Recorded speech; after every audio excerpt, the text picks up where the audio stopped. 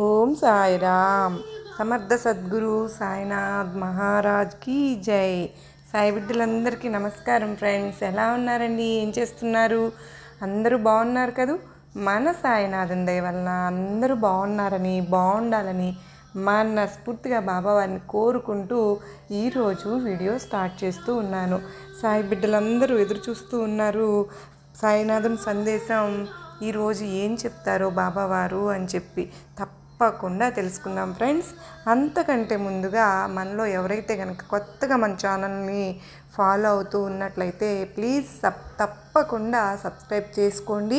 అలాగే మీకు వీడియో నచ్చినట్లయితే చిన్న కామెంట్ ఇచ్చి సపోర్ట్ చేస్తారు కదా. మరి బాబావారి సందేశం తెలుసుకుందామా?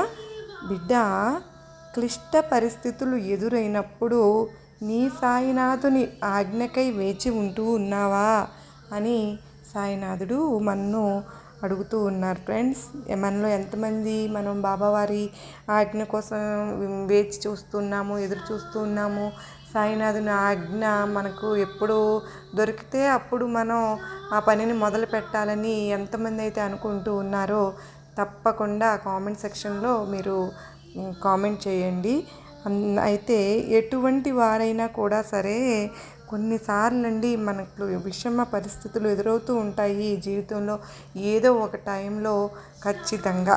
అయితే మనం బాబావారి బిడ్డలమైనందున మనకు ముందు కొంత నుయ్యి వెనక గొయ్యి వంటి పరిస్థితుల్లో చిక్కుకునే వాటిని దాటడానికి మనం తొందరపడం. కానీ బయట వాళ్ళకి మనకి చాలా తేడా ఉంటుంది.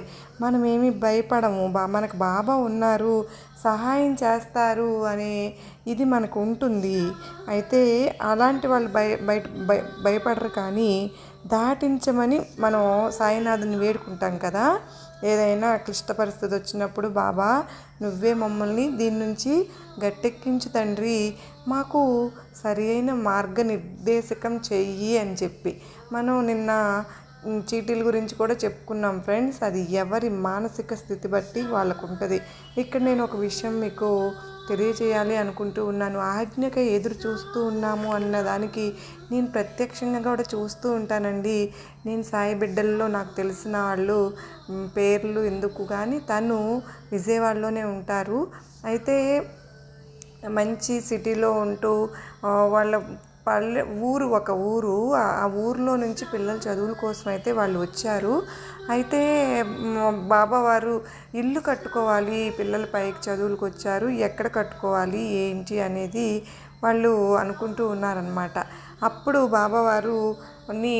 బాబావారి ఆజ్ఞ ఏంటి, బాబావారు ఏం చెప్తారు? తను చాలా గట్టి నమ్మకస్తురాలు. బాబావారికి ఎంత నమ్మకస్తురాలంటే బాబావారు ఏది చెప్తే అదే తనకి, ఇంకా వేరే ఆప్షన్ తీసుకోదు తను. ఇంకా బాబావారు చీటీ వేసింది అంటే ఇంక బాబావారి మాటకి కట్టుబడి ఉంటుంది. ఎన్నో సంవత్సరాల నుంచి ఇక్కడ సిటీలో ఉంటూ అలవాటు అయిపోయి చాలామంది సాయి బిడ్డలతోటి కనెక్ట్ అయిపోయి తను ఉంటుంది మాతో అందరితో. ఎంత అంటే తనంటే మాకు చాలా ఇష్టం అనమాట.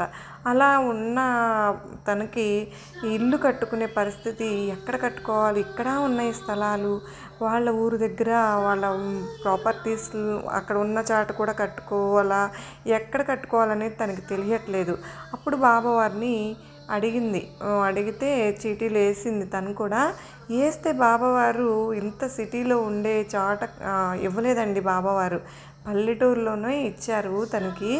ఇంకా సెకండ్ థాట్ లేకుండా అక్కడ చాలా డబ్బులు వ్యయం చేసి మళ్ళీ అది తర్వాత అమ్ముకున్నాలన్నా అంత డబ్బు ఇక్కడ సిటీలో వచ్చిన మనీ అక్కడ ఇన్వెస్ట్ చేస్తే రాదని తెలిసినా కూడా అది సాయినాథుని ఆజ్ఞ అని చెప్పి తను అక్కడ కట్టుకుందండి.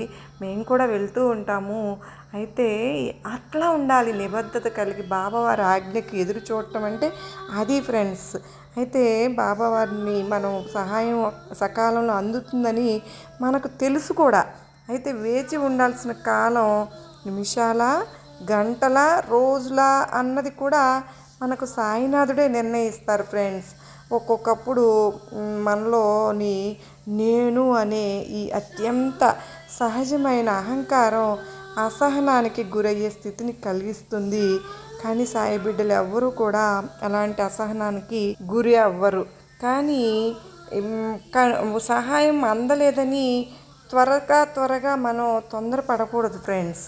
మన పరిస్థితి చక్కబడే వరకు కూడా ఓర్పు సహనంతో మనం ఎదురు చూస్తూ ఉంటే మన సాయినాథుడు సర్వజ్ఞుడు సర్వాంతర్యామి అయిన బాబావారు ఎప్పుడు ఏ పని చేయాలో నిర్ణయించవలసింది ఎంత నిర్ణయించి మనకన్నిటికీ సమకూర్చి ఆ సమయానికి మనకి అందజేసేది నిర్ణయించేది ఎప్పుడు చెయ్యాలా అనేది బాబావారే కదా.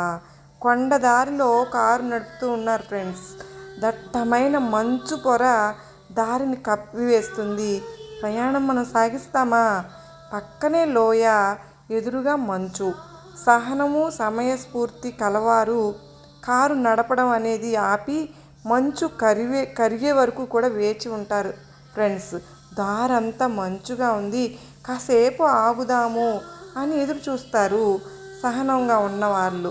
అప్పుడు దారి ఏర్పడుతుంది చక్కగా. ఇప్పుడు దారి బాగా కనపడుతుంది అని చెప్పి మంచు తగ్గిన తర్వాత మాత్రమే వాళ్ళు ప్రయాణం కొనసాగిస్తారు. అలాగే క్లిష్ట పరిస్థితుల్లో కూడా మనం సహనంతో ఓర్పుగా మన సాయినాథుని సహాయం కోసం కనుక నిరీక్షిస్తూ ఎదురు చూస్తే మంచు లాంటి మన కష్టాలు తొలగిపోయి మనకు జీవన మార్గం ఎంతో సుగమంగా బాబావారే మనకు అనుకూలంగా తయారు చేస్తారు.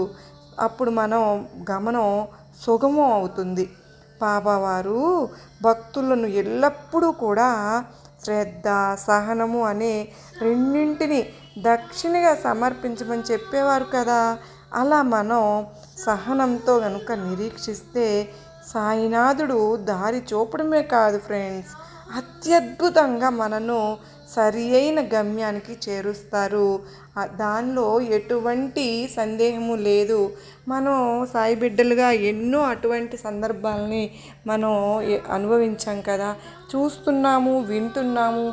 ఎంతోమంది సాయి భక్తులు వాళ్ళ అనుభవాలని మనకు కామెంట్ సెక్షన్లో కూడా చేస్తున్నారు ఫ్రెండ్స్. నాకు చాలామంది ఎదురుగా చెప్తూ ఉంటారు కూడా, అక్క ఏదైనా నేను సమస్యతో బాధపడుతూ ఉన్నప్పుడు ఎంతో బాబావారు నాకు హెల్ప్ చేస్తున్నారు అని చెప్పి.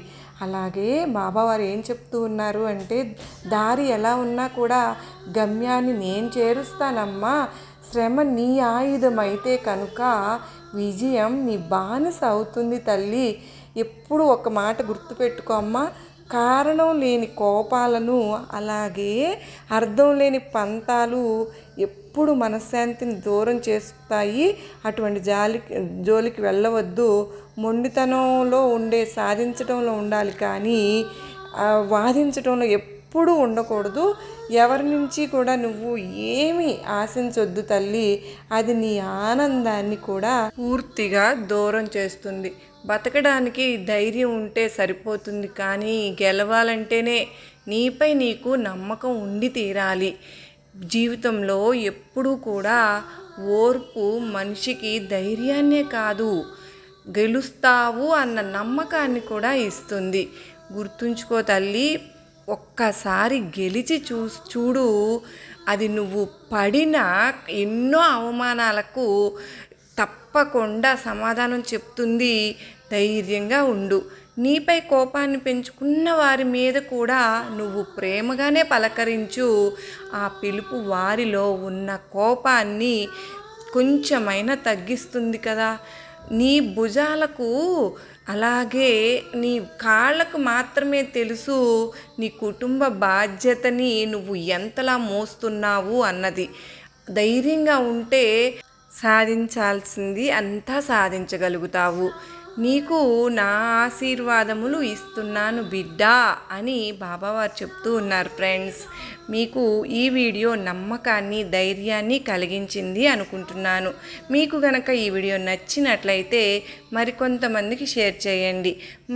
మరో చక్కని బాబావారి సందేశంతో మరలా కలుసుకునేంత వరకు అందరికీ నమస్కారం అండి. ఓం సాయిరామ్. సర్వే జనా సుఖినో భవంతు.